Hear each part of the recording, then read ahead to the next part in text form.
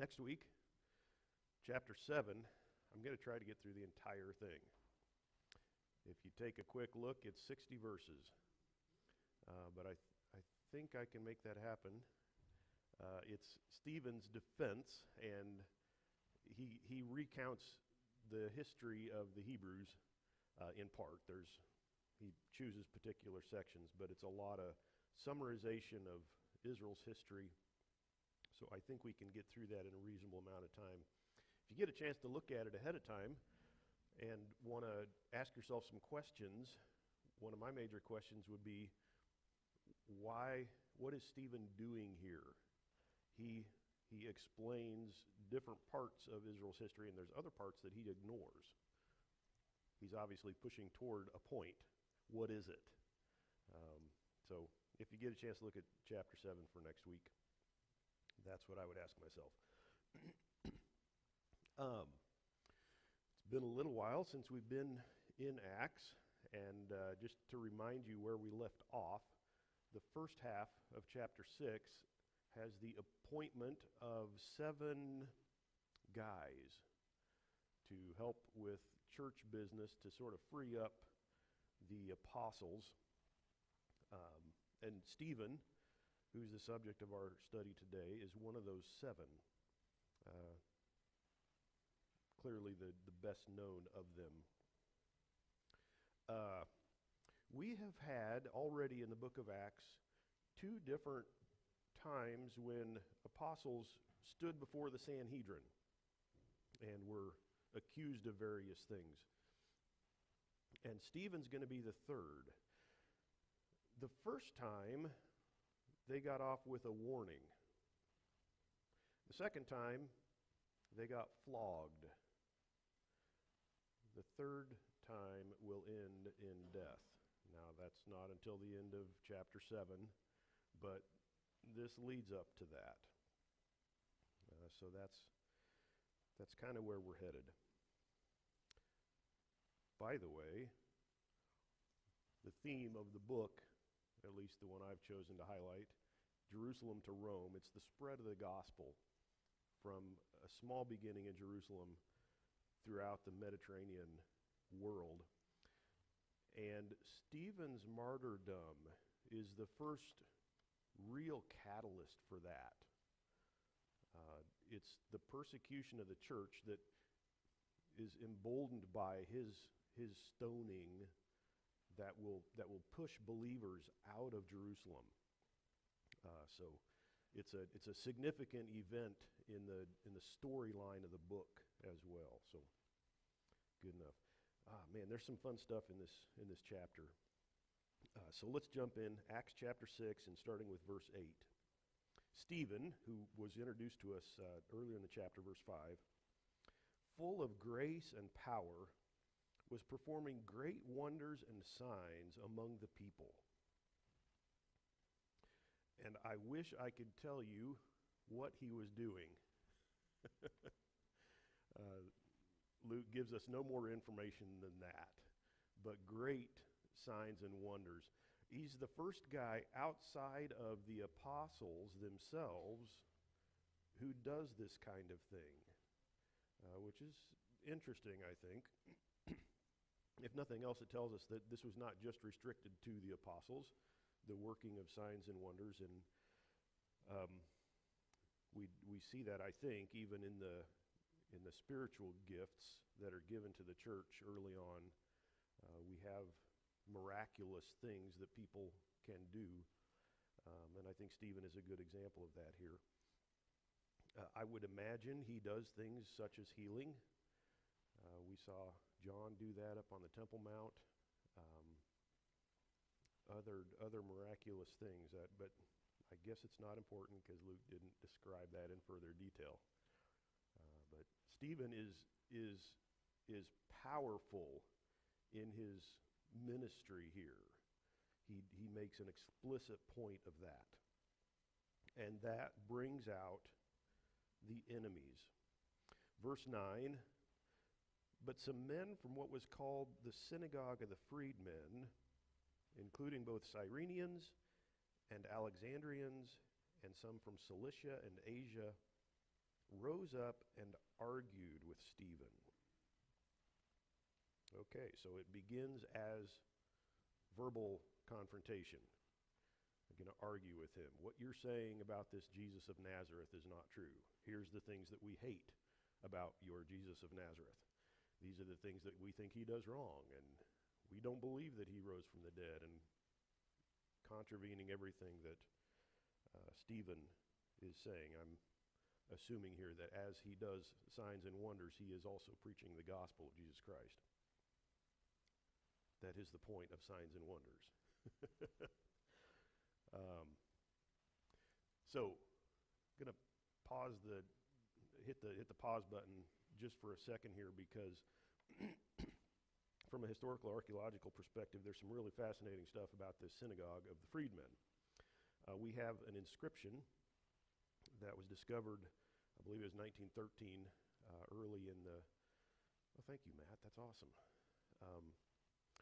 I got a single large screen back there that I can actually read, so he's a miracle worker. This was discovered in a cistern, a rock-cut water thing, in the city of David, which is the most ancient part of Jerusalem. And it's written in Greek, and I've got a translation of it there on your handout. It begins by naming the guy that rebuilt the synagogue, Theodotus, the son of Vetinus. By the way, that is a Latin surname, and it seems likely that this guy then was either a freed slave, this Theodotus, or else the descendant of a freed slave who had taken on the surname of his former master. And he's identified as a priest and an archisunagogos. Archi is chief, and sunagogos is synagogue, so he's the chief synagogue guy, the synagogue leader. I don't quite know what other word to use for that, but he's the highest up in the synagogue. And he's the son of a synagogue leader and the grandson of a synagogue leader. He built the synagogue for the reading of Torah, for teaching the commandments, and furthermore the hostel and the rooms and the water installation for lodging needy strangers. Its foundation stone was laid by his ancestors, the elders, and Simonides, and we don't know who that was. But he says, hey, this is who I am. I have quite the pedigree. And this is why I built this synagogue, or rebuilt it. And some fascinating purposes for the synagogue. We're not surprised at the reading of Torah or teaching the commandments. Its use as a place where needy people can stay for a time is quite interesting, and the fact that he mentions we even brought water in here, that is kind of a Roman aqueduct kind of concept. So the inscription itself dates to either the late 1st century BC or perhaps early 1st century AD. And I want to show you where it was found, because it puts it right in the heart of Jerusalem. We have not found the synagogue itself that this inscription came from. I think I can describe why for you there. If you've got eagle eyes, you might be able to pick out here the little circle. This is the city of David, the most ancient part of Jerusalem. And then the orange is what we think was Jerusalem in the time of Jesus and the apostles here. So it's right on this little spur. This is an aerial photo, and it's right next to what are potentially the tombs of the kings of Israel. That's a whole nother discussion, but the books of Kings describe how the kings of Judah were buried in the city, and we have some later references to that as well. That's unusual because normally, in every other case, the dead were buried outside the city. but the kings were afforded this luxury of being buried in the city. Josephus talks about them. He knew where this was in the first century. I'll zoom in here in a second, but so it's in this lower part. I'm gonna keep showing you closer and closer until we get to the actual mouth of the cistern where this came from, and then I'll also show you a model of this, how the city may have looked at that time. So if we zoom in here a little bit, the circle is where we think the synagogue may have been. That area has not been excavated. There are currently roads and houses on top of that. But you can see an arrow pointing to the cistern itself. And then there's a mikveh, actually a couple of them, right next to it. A mikveh was a ritual bath. It's a very uniquely Jewish thing of the 1st century BC and AD. Yes. Potential area of the almost said monastery, synagogue. Mikveh here, and then the cistern mouth is right there. If I turn off my bright green dot, you can actually see the little dark dot there. If you have really good eyes, it's about 1 pixel in size. By the way, these are the tombs, the 2 major tombs that are very close to that. And then there's a couple others on the other side here, but that's not for today.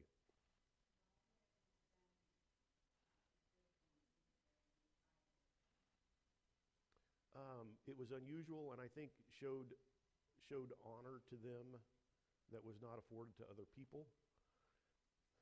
It may have had other reasons, like better protection. If one can assume that they also buried with the bodies grave goods, which was common. They didn't want people robbing the tombs. And in fact, there were some guys, Josephus tells us, that did rob the tombs later on, and took a bunch of gold and other stuff out of them. Is it folklore? Is it true? I don't know. But Daniel?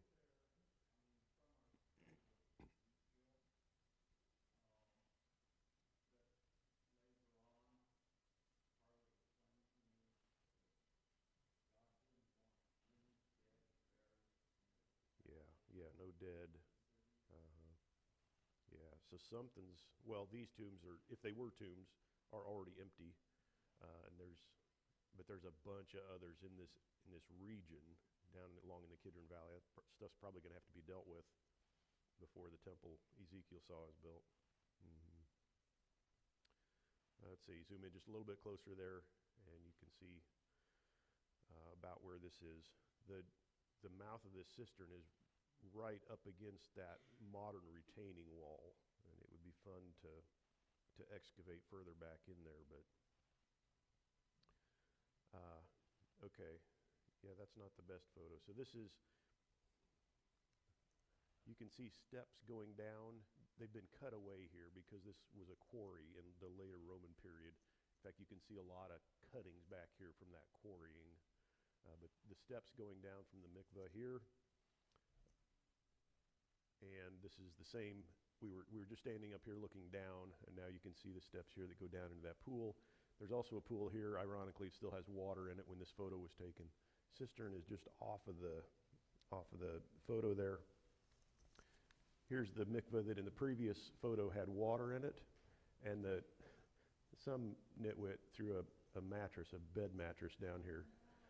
You'll see that in the next photo too, but the mouth of the cistern is right beyond that and looks like this.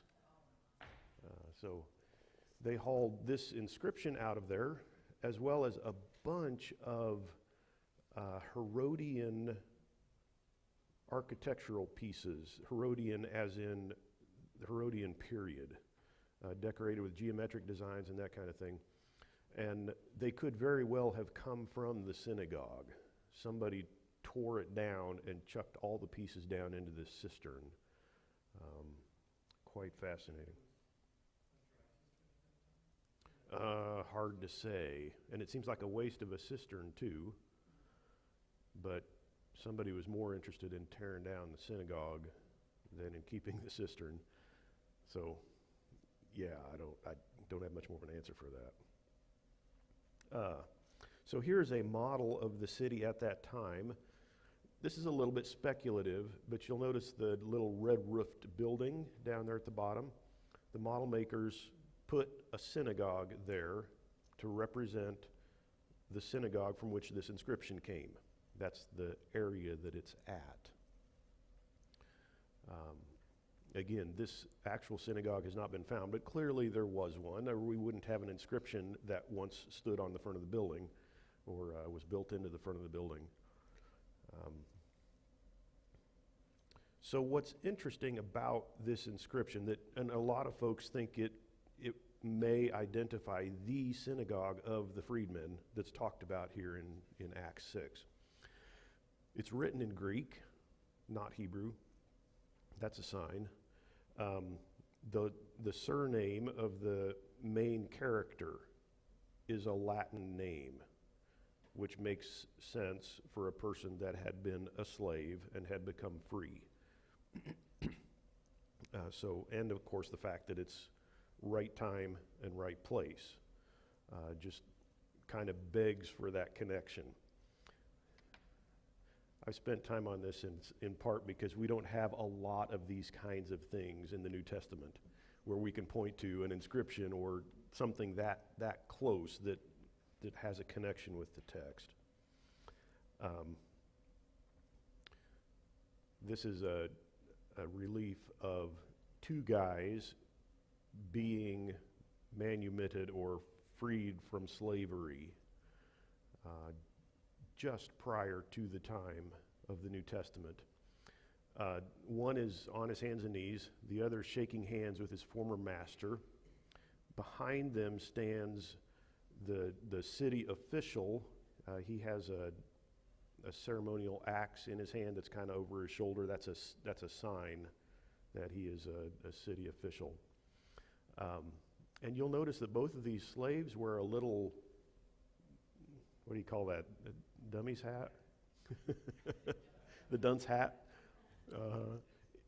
The Romans referred to that as a pileus, and it was the hat worn by a person who had been freed from slavery.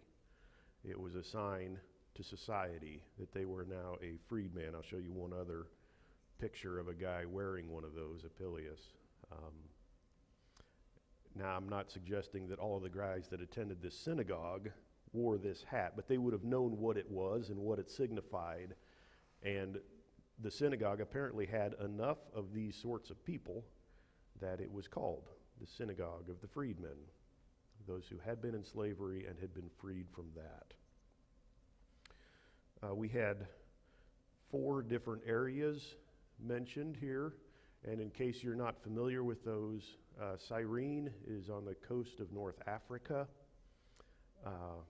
Simon of Cyrene, that carried the cross of Jesus, was from this same city.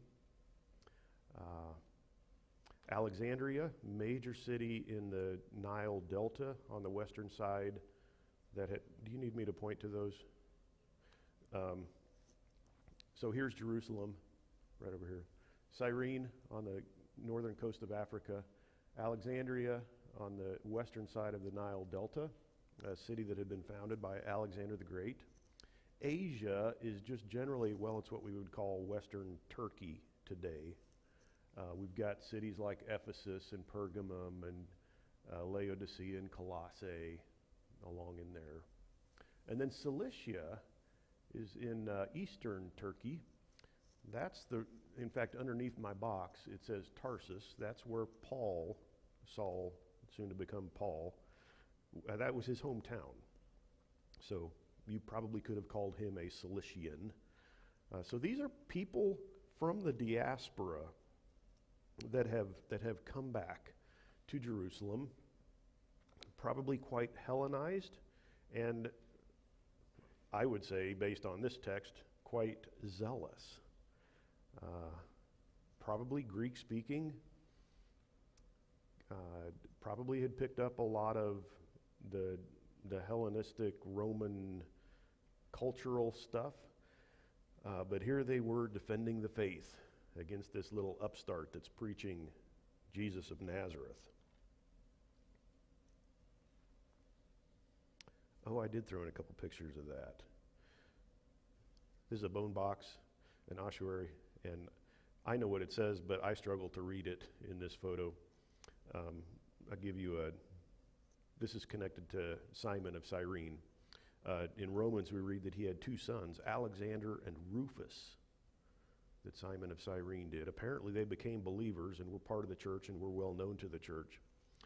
And this says it belongs to Alexander, got Alexander in the genitive up at the top in big Greek letters. And then below, in Hebrew, we have Alexander Karanate.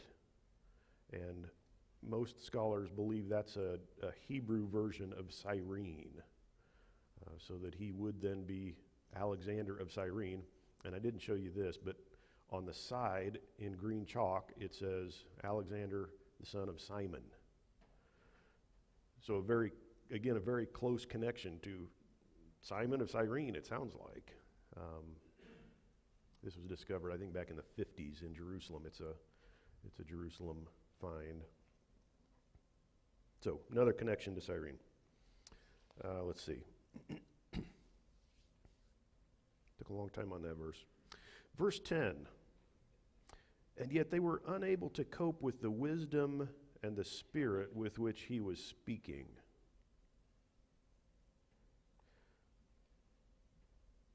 That's fun. Guy's filled with the Holy Spirit, and you can't win an argument with him. And honestly, that's in large part just because he's telling the truth, and he's bold. He doesn't back down. And they can't cope with it. They don't have responses to the stuff that he's saying. So what do? Verse 11, then they secretly induced men to say, we've heard him speak blasphemous words against Moses and against God.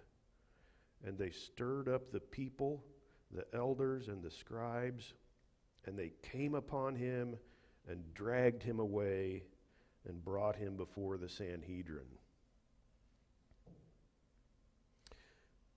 Stirred up the people. Well, let me go back just a bit first. Secretly induced men to say, well, we can't win an argument. Nothing's changed. I thought so many times of our current situation going through this. It's like, if you can't win the argument on the merits, then yeah, shout them down or begin to lie, make stuff up. Was Stephen actually saying blasphemous words against God and, sorry, what was the other word they used there? And against Moses? Well, yeah, that's true. If what he was saying was false, then that would have been true. But what he said was true. And nothing that he was saying was blasphemous. In fact, he had great respect for Moses, greater respect, truthfully, honestly, than these guys did. We'll see that in the next chapter. They stirred up the people and the elders and the scribes. And this, we've had a couple of notes earlier on in the text that have told us that the early church found a lot of favor among the people. They were respected, and I don't know if popular is quite the right word to use, but the people liked them. They were doing good things, and the people were impressed. This is kind of the first time when we begin to see that shift. Again, we don't have numbers. How many people among the greater population of Jerusalem turned against them? I don't know. But the people turned against Stephen in this case. And of course, they were urged on by these zealots from outside Jerusalem. Verse 13, they put forward false witnesses. Yeah. Who said, this man incessantly speaks against this holy place and the law. For we've heard him say that this Nazarene, Jesus, will destroy this place and alter the customs which Moses handed down to us. Was there a smattering of truth in the accusation? Yeah, we're familiar with that tear this place down statement or accusation, right? They had used that against Jesus. Unsuccessfully. It didn't stick enough to get him crucified. But that was one of the accusations they made. It was a misunderstanding and or a twisting of his words, because what did he actually say? Jesus. And I'll rebuild it in 3 days. And what was he talking about? His body. He wasn't threatening to tear down the temple that Herod had put up. He was talking about his own death and resurrection. Of course, they would not have understood that. His own disciples didn't understand that. But we've heard that before, and they seem to be trotting it out again. But notice that Luke begins with, they put forward false witnesses. So they're not just trying to get him on a technicality. There's a little of that in there too, but they're lying about him. They're making stuff up. Speaks incessantly against this holy place. What would that holy place be? The temple. I thought somebody might say Jerusalem, and I would say yes. Get a little more specific. Yeah, the temple.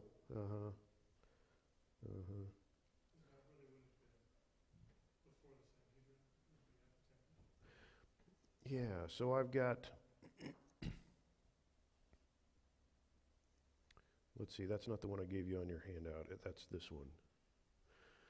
There's a little building just on the west side of the temple that we think is the place where the Sanhedrin met at this time. This is the modern day Western Wall. In fact, if you go to there today, you'll see a ramp that goes up onto the Mount, Temple Mount. And if you walk down, this is they have the Western Wall divided into a women's section and a men's section. And if you look at the women's section, you can see just the top of the lintel that covers this doorway. So that's about where the ground level is today. But they have uncovered the foundations of a building back here that is quite magnificent, and they think that's where the Sanhedrin was meeting at this time. Some of the early Jewish documents tell us that they switched right around this period, that they had once met up on the temple itself in the chamber of hewn stone. There's a few folks that think they may have met in the royal stoa, but I think the evidence is pretty compelling that it was there in that building by the Xystos. Xystos refers to that walkway, causeway back behind it that gives access to the Temple Mount from the west. So we think that that's probably where he was standing and being accused, as was true in the earlier trials before the Sanhedrin as well. This is a photo inside that area today. The arched roof is late, rebuilt. I don't know, Crusader period, maybe even later than that. And the pillar in the middle of the room you can ignore. But the outside, can you see these relief pilasters? They're almost like columns a little bit, but they're just set out from the wall a little bit. That's real typical Herodian decoration, not for a house, but for a public building, something that is supposed to be. And you can see some others if your eyes are good. There's one in the corner here, there's one here, there's one back here. So a large public building, not a private residence, and they think this may well have been where the Sanhedrin met. Oh, that's right. I gave you blanks on your handout. So the first one, He speaks against this holy place, or you could substitute in their temple if you wanted to. He speaks against the law. There's one person that actually fulfilled the law. It was that Nazarene, Jesus. But of course, in their eyes, he broke the law all the time because he didn't follow the 962 additional things that were non-Mosaic. And I'm quite sure that that's what they were getting at here. He healed somebody on the Sabbath. Yeah, he did. The third one, Jesus the Nazarene will destroy this place. That was one of their accusations. And Jesus will alter the traditional Mosaic customs. You could probably substitute in there, for the sake of truth, the Pharisaic customs. Which is exactly what he's going to accuse them of at the end of his speech. You bunch of stiff-necked guys, kill the prophets whenever you can. Yeah. So these are their accusations against him. Verse 15, they have drug him in, made these accusations. Verse 15, and fixing their gaze on him, all who were sitting in the council, or the Sanhedrin, saw his face like the face of an angel. That probably doesn't need any further explanation, does it? No. What's an angel look like? You wonder, was he just like glowing? Moses, after speaking with God, came back down to the camp. People couldn't even look at him. He had to put a veil over his face because of the brilliance. That there's a curious part of me that would like to see that because it's a little hard to imagine. And something kind of similar is said of Jesus at his transfiguration. Just glowing, brilliant light. Okay. So some, throw all these up there together, I guess. Some food for thought. Those who reject God also reject those sent by him, his messengers. We just read about this Wednesday night in John chapter 12, 13, where Jesus made that statement. 13 verse 20. Whoever receives the one I send receives me. He who receives me receives him who sent me, the Father. And that's very true. And by rejecting Stephen, they are rejecting Jesus. And by rejecting Jesus, they are rejecting God. And I think that's pretty transparent in the things that they are doing. Who is it that hires guys to bear false witness? Followers of God? Well, that's what they claim, and yet that's not what they do. Yeah. Waving the flag of virtue. We follow Moses. We follow the law. And kill God's prophets. Wolves in sheep's clothing. Second point, those who oppose God are not bound to truth or honesty or morals. We like to give the benefit of the doubt, just as humans. When we hear somebody say something, we like to think it's probably true. You can be taken in by that, and lots of people are. Okay, so we as believers do not always tell the truth either. We strive to, we ought to. Those who are not children of God It's no holds barred. I'm not saying every unbeliever tells every falsehood they can. Don't get me wrong. But don't expect the same level of truth and honesty out of them, because you'll be disappointed. They don't have the same moral base. I think that's quite obvious here. I mean, these are people who claim to follow God. I'm reminded of that synagogue inscription, the reading of the Torah, the teaching of the commandments, helping those who are in need, strangers and stuff. Okay. And that's the same thing that was claimed by the scribes and the Pharisees. We follow the law. We follow Moses. Who are you? Well, guess what? He's God.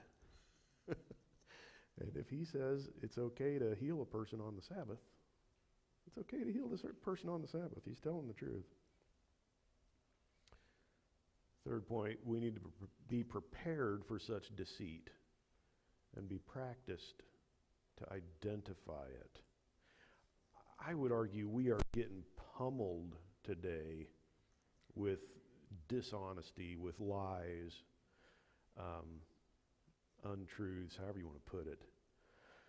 And I do think we need to pay attention and ferret that stuff out. It doesn't mean you have to go out and make a public show of telling everybody that you know it's false and accusing them and all that, but don't just suck it up either.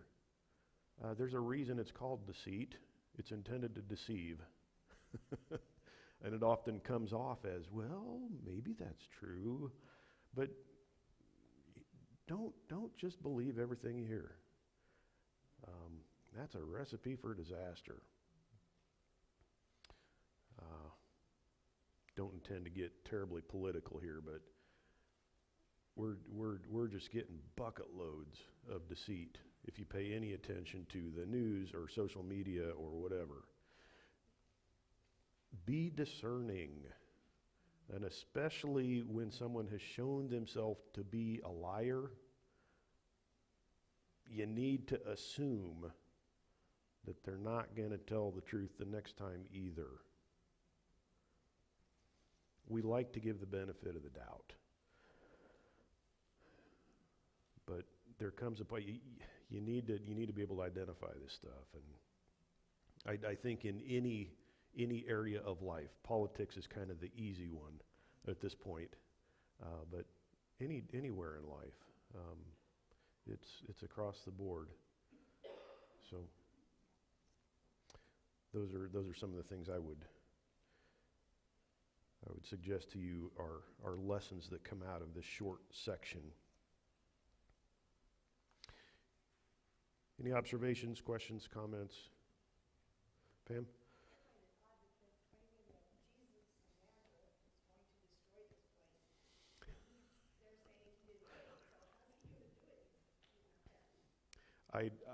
I wondered that exact same thing.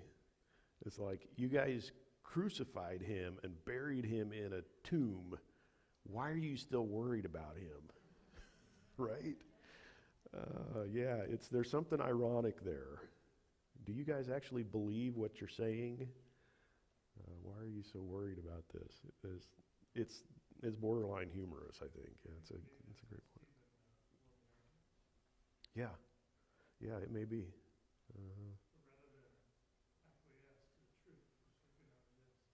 Yeah. And we know from the Gospels that all was not well in Pharisee-dom or Sadducee-dom. I mean, the soldiers who were guarding the tomb came back, and they paid him hush money to keep it on the down low. They know stuff. There's something going on there.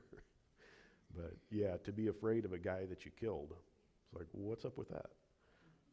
Great point. Anything else? I just got to talk about the last beatitude, and it fits right in this. So Jesus prepared Stephen, if he was remembering those words, that people would say things falsely about him for my sake. And the thing that struck me, though, is both in Matthew and Luke it says when this happens to rejoice, and in Luke it says to leap for joy. Yeah.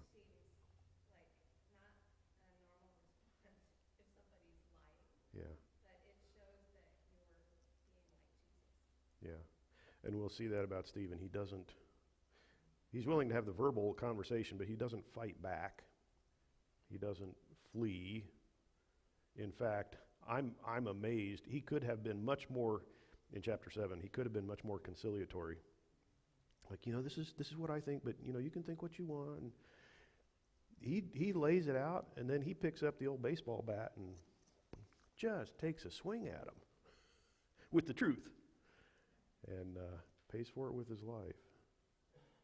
But he's feeding them what they need to hear. Tricia?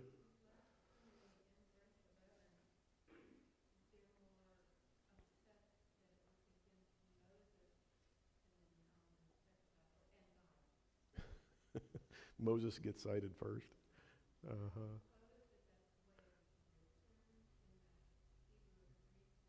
Uh-huh.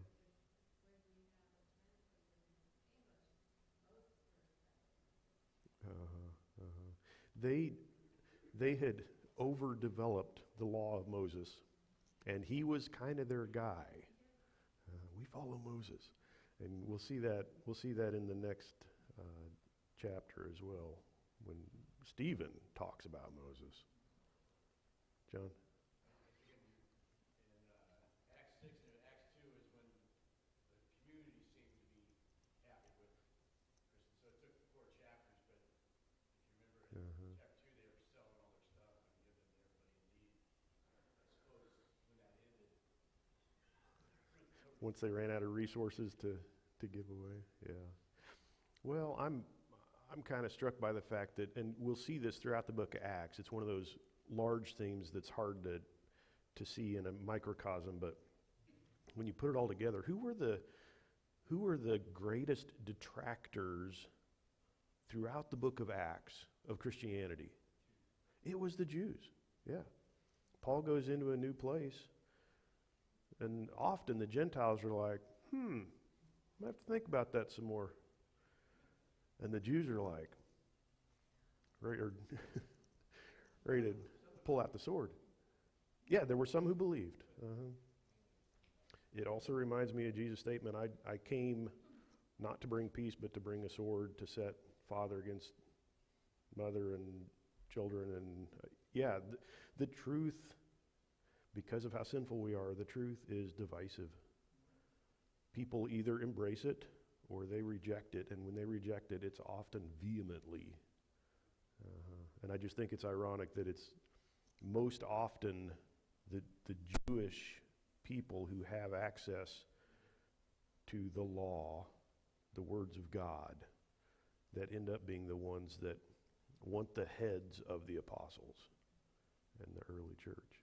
And we do have the Roman Empire in later centuries coming down hard on Christianity and that kind of thing. But in the book of Acts, it's not the Gentiles there are some that reject, but they're not the ones that get fighting mad and want to kill most often. Well, a few exceptions to that, but good enough. Oh, sorry, I went over. It was all the questions. Okay, chapter 7 next time. Let me close with a word of prayer. Lord, thank you for your word.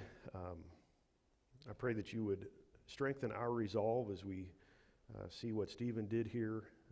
Pray that you would give us discernment as we run across different things day to day. Help us to discern what is true and what is false. Help us to cling to what is good and true and righteous, and to reject what is false. And I pray that as we do that, we would emulate your character, being kind and yet being courageous in the truth and standing firm. We know that we are weak and we need your strength to do that. And so we ask for that, knowing that you are faithful, and ask for your blessing upon us in that way. In your name, amen.